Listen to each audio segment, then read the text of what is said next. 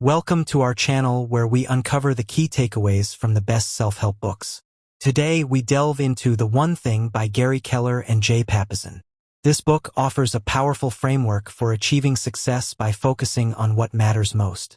So, let's dive into the summary of this incredible book. But before we dive into the content, I kindly request a moment of your time to appreciate this video by liking it, subscribing to the channel, and ringing that notification bell. Your support means a lot to me. Thank you so much. Written by real estate mogul Keller and Jay Papasan, The One Thing challenges the commonly held belief that multitasking and spreading yourself thin leads to success.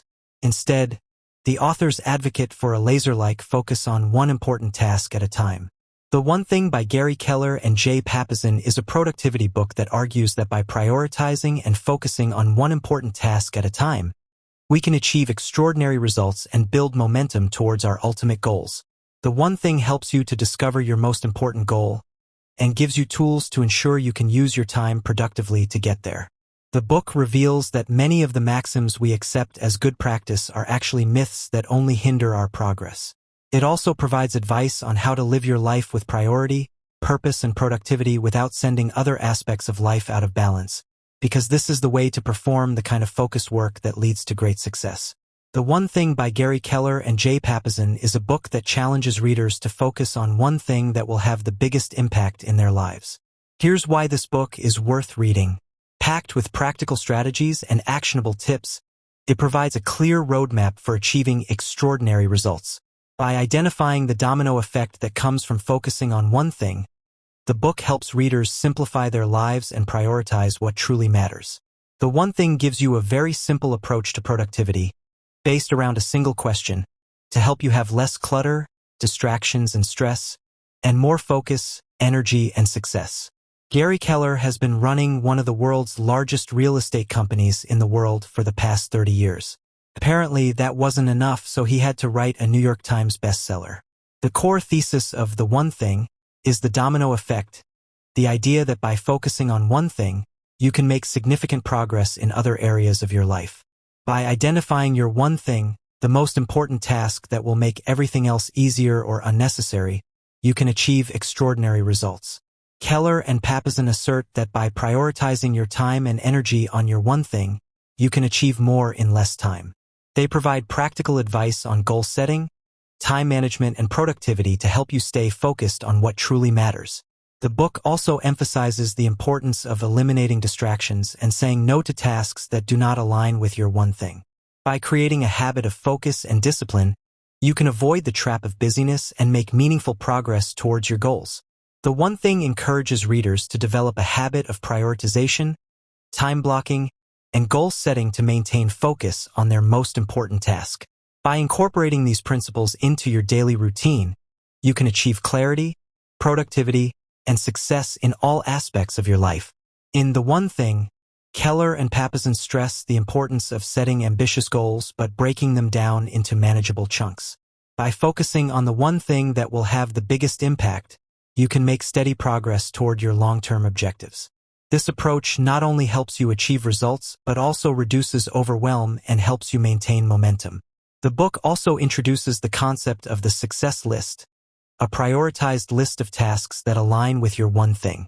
By prioritizing your tasks based on their importance and impact, you can ensure that you are consistently making progress on what truly matters most. Keller and Papasan discuss the 4 thieves of productivity: inability to say no, fear of chaos, poor health habits, and an environment that doesn't support your goals. By addressing these common pitfalls, you can create an environment that fosters focus, discipline, and success. Time blocking, another key concept from the book, involves dedicating specific blocks of time to your one thing. By guarding these blocks of time against distractions and interruptions, you can make significant progress on your most important task and avoid the trap of constantly switching between tasks. One of the central tools provided in The One Thing is the focusing question. What's the one thing I can do such that by doing it, everything else will be easier or unnecessary? By regularly asking yourself this question, you can maintain clarity on your priorities and make informed decisions about where to focus your time and energy. It's called The One Thing, and here are the 3 biggest takeaways from it. You can figure out your long and short-term priorities and goals with a single question. In order to get focused, you have to learn how to say no. Never sacrifice your personal life for work. Let's figure out how you can find and focus on your one thing.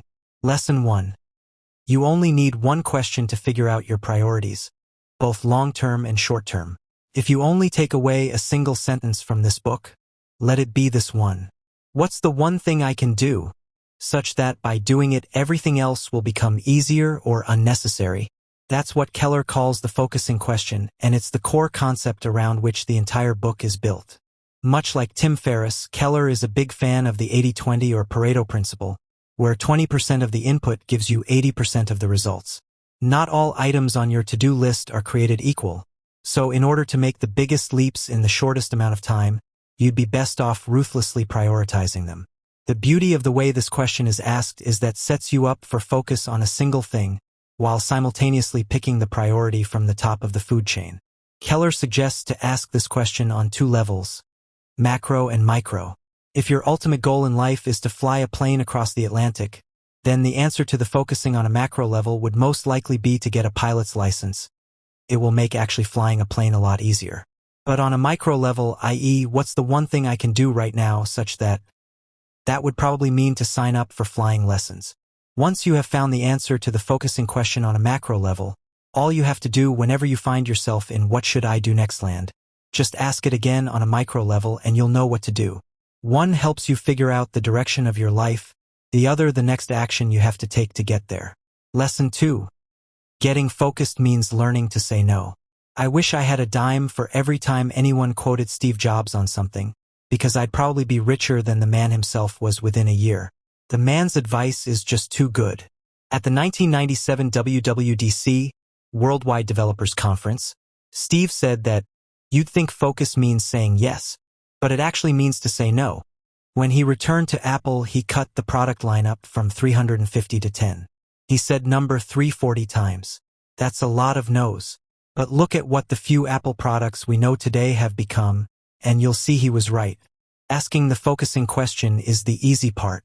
Saying no to all your other seemingly important and urgent to-dos is what's hard. The best way to make saying no easy is to make yourself unnecessary in the first place. For example, if employees bother you with the same questions, create an FAQ and direct people to that. Try to reduce incoming requests and low-level distractions so you won't have to say no as often, and if you do, make sure you give people a time when they'll have their answer. Lesson 3. Never sacrifice your personal life for your work. A great quote to make a great point. Imagine life is a game in which you are juggling 5 balls. The balls are called work, family, health, friends, and integrity, and you're keeping all of them in the air. But one day you finally come to understand that work is a rubber ball. If you drop it, it will bounce back. The other 4 balls are made of glass. If you drop one of these, it will be irrevocably scuffed, nicked, perhaps even shattered. James Patterson. You can always make another phone call, send another pitch, or catch up on yesterday's work tomorrow. But you can never undo a missed dance recital, a forgotten date, or chronic back pain. Work priorities number 2, 3, and 17 are always negotiable and can be put off or sometimes not done at all. As long as you are working on your one thing, you're making sure that when you're working, you're doing what's most important. That more than compensates for having to take off early, allowing yourself enough sleep and taking extra time to buy flowers on the way home. After all, what good is it to achieve your one thing when there's no one left to share the story of how you got there with? You could argue that this book only has one gear and that you could pull out the focusing question and be done with it. But then you'd miss the point. While the focusing question is the core concept, the chapters around it are like supporting pillars, making the whole thing come together in a big, beautiful picture that makes a lot more sense than the question alone. I think I'd recommend this to productivity newbies over some of the more classic books, because it provides a holistic approach including topics like willpower, multitasking, saying no, and living with purpose. The authors use compelling stories and research to back up their ideas, making the book engaging and thought-provoking. Here is a sentence showcasing the greatness of a quote of this book. Don't let small thinking cut your life down to size. Think Big, Aim High, Act Bold. Gary Keller and Jay Papasan. Those are the individuals who truly deserve to immerse themselves in this extraordinary book. Anyone looking to improve their productivity. Anyone who has trouble finding time to commit to their goal. Anyone looking for greater clarity and purpose in their daily life. The 20-year-old college student who noticed if she does all of her tasks in chronological order, she misses deadlines sometimes. The 47-year-old executive who's trying hard to manage it all, but sometimes sees personal events slip through the cracks, and anyone who has a tough time to say no. Gary Keller is co-founder and chairman of the board of Keller Williams Realty International, a company he grew from a small office in Austin, Texas, to become the largest real estate company in the U.S. His previous 3 books formed the Millionaire Real Estate series and have all been bestsellers. Jay Papasan is the executive editor and vice president of publishing at Keller Williams Realty, and is the president of Relic Publishing. He has also co-authored numerous best-selling books, including the Millionaire Real Estate series. Here are some invaluable insights gleaned from this captivating book. I trust you will find them exceedingly beneficial.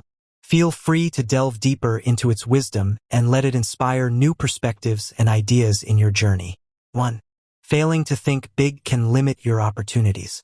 When Arthur Guinness set up his first brewery, he clearly had grander plans than producing a few barrels of stout.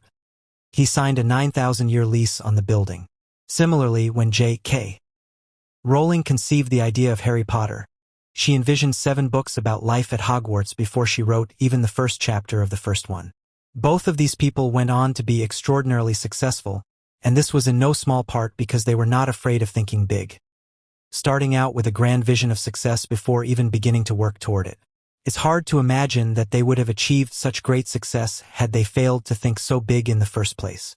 Yet, for most people, the thought of big ideas or big achievements is daunting and has negative associations, such as feeling overwhelmed and intimidated. These negative thoughts often prevent people from thinking big. When we fail to think big and allow these negative associations to dominate us, our thinking shrinks and we lower our trajectories. We actively limit our potential achievement, condemning ourselves to mediocrity. Consider science and how much of its progress would have stalled if someone hadn't dared to think of previously unimaginable possibilities, like that humans could breathe underwater, fly through the air, or explore space. History tells us that we've done a remarkably poor job of estimating our limits, so we should not let the limits we perceive constrain our aspirations. Success requires action, and action requires thought.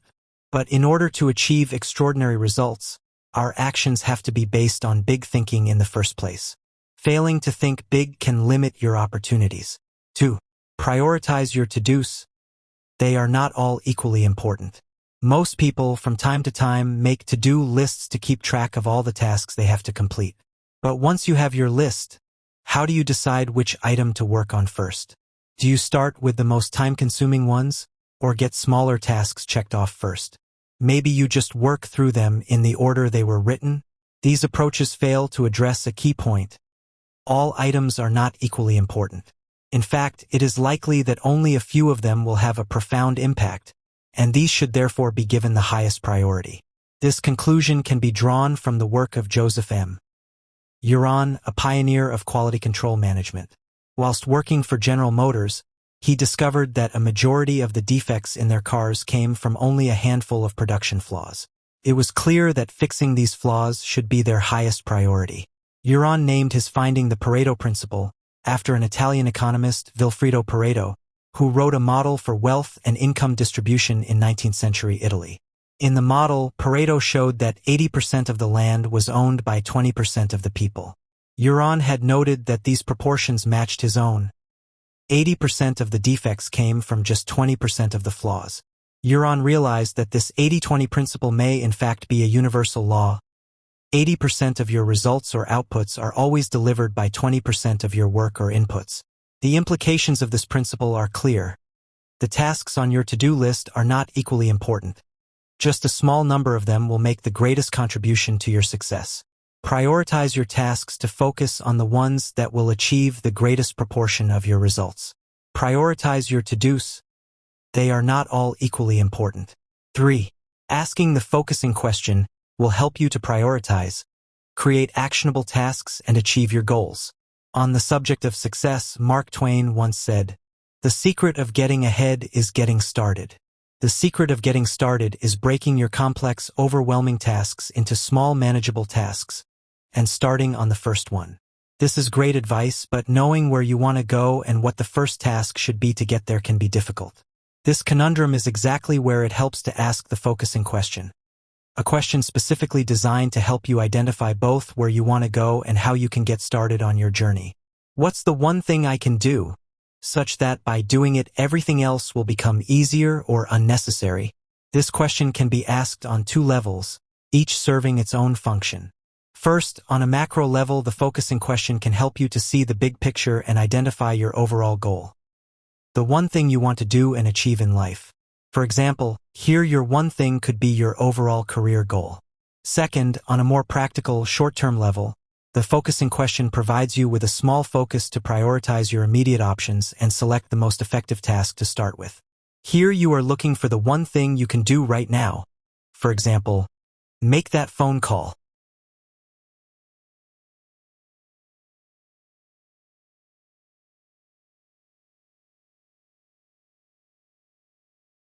The first level is about finding the right direction in life. The second is about choosing the right action.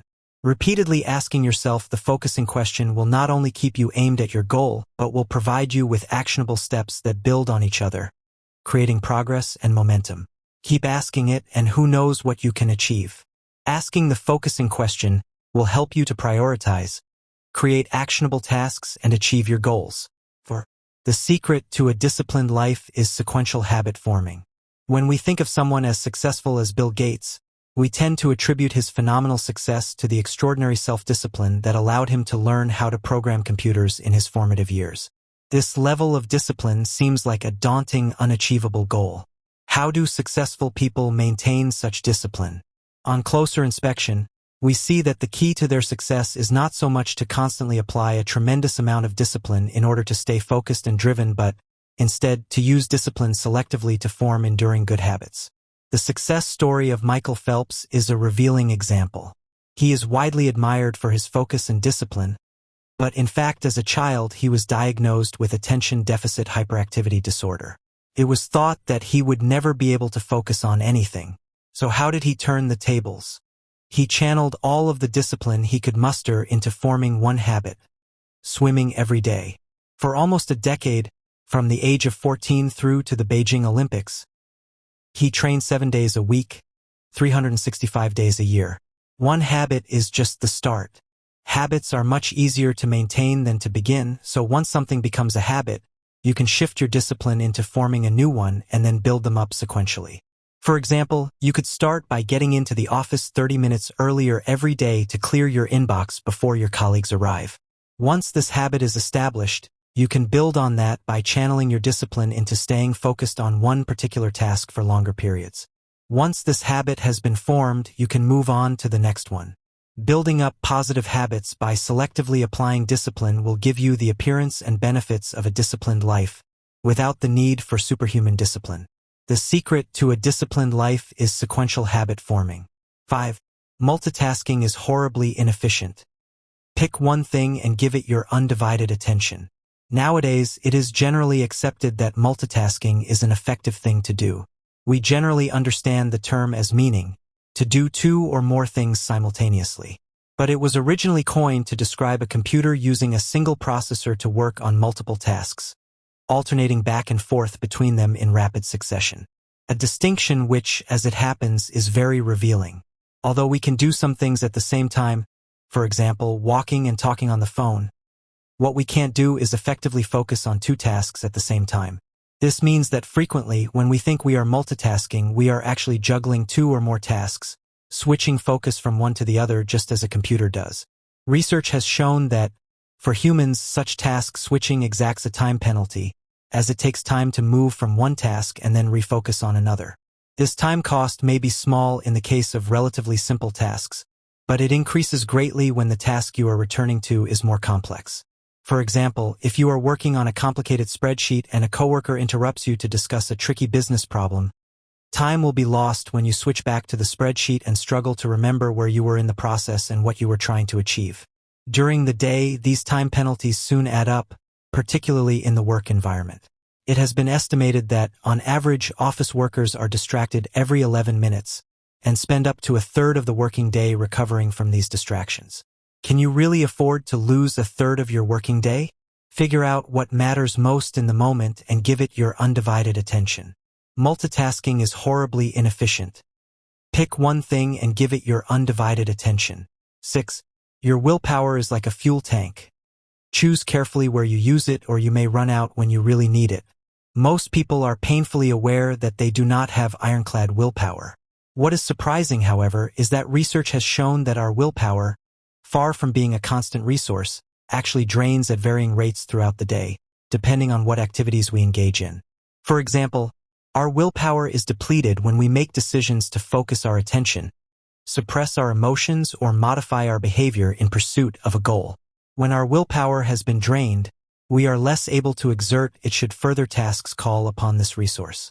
This would explain why you may be unable to resist a tasty snack after a period of making tough decisions or being engaged in tedious work. Giving in to a guilty pleasure is one thing, but if you are making life and death decisions when your willpower is low, the consequences are potentially much more serious. For prisoners, few decisions are as important as the ruling at the next parole board hearing. Could decisions of such gravity be influenced by something as arbitrary as the time of day? Research involving Israeli parole judges shows that they could. Judges were much more likely to give favorable judgments at the start of a parole hearing than towards the end. This is because the judges tended to rely on the default decision of no parole as the day wore on and their willpower ran low. The rate of favorable judgments picked up again after breaks and a snack. Full-strength willpower requires a full tank, so plan your day so that you can avoid making key decisions or judgments when you're running low. Your willpower is like a fuel tank. Choose carefully where you use it, or you may run out when you really need it. 7. Saying no to unimportant tasks is vital if you are to focus your efforts on the most important ones. We all struggle at one time or another with saying no to requests because we want to be helpful. Helping others can be deeply rewarding, but in order to preserve your time and energy for your biggest goals, you need to say no to lower priority requests.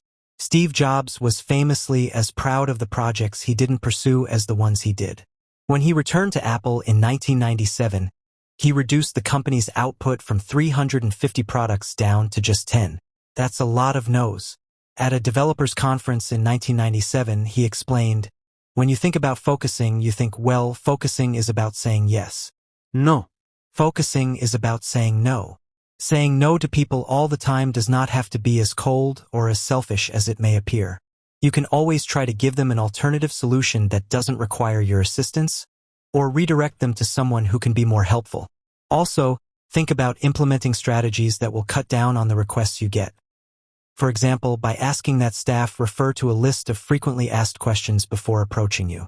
This may help, but remember, sometimes you will still have to actually turn people down if you are to succeed. With limited time and resources, you must be prepared to say no to trivial tasks if you want to focus your energy and get the most important ones done. Saying no to unimportant tasks is vital if you are to focus your efforts on the most important ones. -8. Living with purpose and visualizing the steps to get to your goal will set you on the path to extraordinary results. Imagine for a minute that you currently have no concrete goals or ambitions whatsoever. Adrift like this, how would you decide what to do each day? Do you think you would persevere at a difficult and tedious task without knowing why you're doing it? When we imagine the above scenario, we realize how important it is to have a goal to work toward.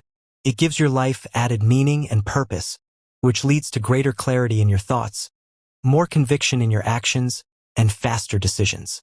Most importantly, though, knowing why you're doing what you're doing provides inspiration and motivation when problems occur. With a goal in place, you can start planning the steps to reach it, but it's even better if you also visualize each step along the way, as this motivates you and prepares you for the road ahead. These beneficial effects were shown in a study of students who, when taking a test, were asked to visualize either the outcome of the test or the process of preparing for and taking it. The students who visualized the process reported higher levels of motivation, were better prepared and subsequently got better results. Recall the image of being so adrift at the start? Now imagine that you have found your calling. You want to climb Mount Everest. Your goal is suddenly clear. It's the one thing you want to do. You now need to do some research, start training, and get the right equipment. Thanks to your goal, you're already making plans, visualizing the steps, and progressing toward it. Defining a goal, the one thing we want to do and achieve in life, is something we should all strive toward. Living with purpose and visualizing the steps to get to your goal will set you on the path to extraordinary results.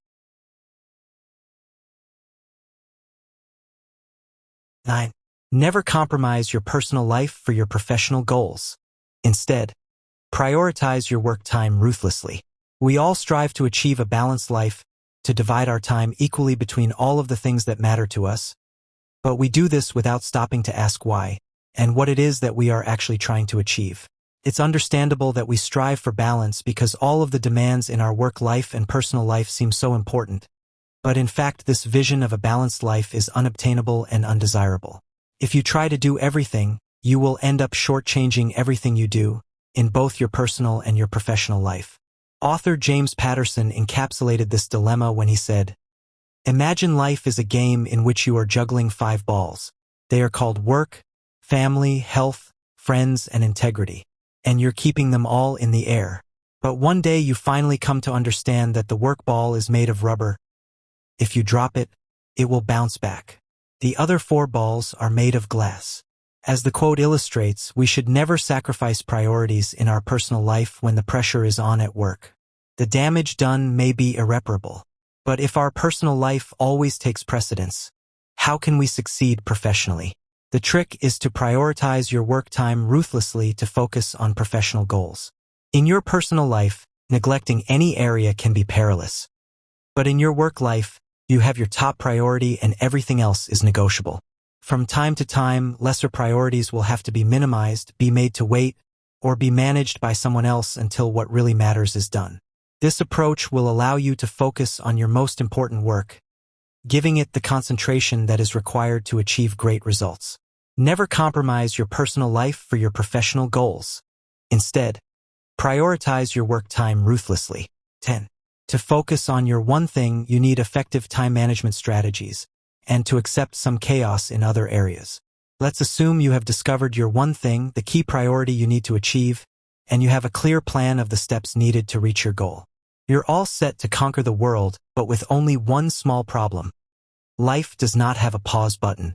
While you are beavering away, working on your masterpiece, the world does not patiently wait for you to finish. Things stack up.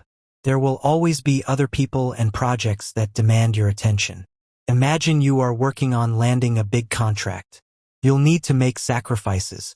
Your regular work is going to pile up or be delegated to colleagues. As the chaos builds up in other areas, so does the pressure to attend to them.